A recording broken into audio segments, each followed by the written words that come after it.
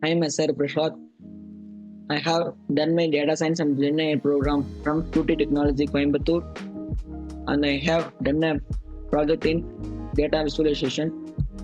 Project name is Student Performance Analysis and Visualization System using Python. In this case, we are seeing average mark student by bar chart. The Meena, she's a top-notch student. They are getting a 90 and above marks in bar chart. Second one, grading distribution in pie chart format. A grade showing in the 30% of students in A grade, and then 10% of student in B grade. It's a below 70 student showing in 10%. And then line chart. The science department only students are getting topmost marks 84.6. And then mark correlation heat map.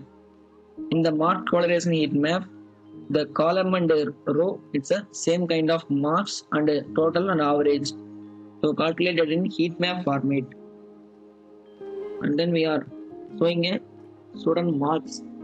Each student marks and total and average grade. In this project, main aim of the project to store a student details in visualized and then automatically calculated grading system. We can provide a visualization system used for student performance analysis in the academic year.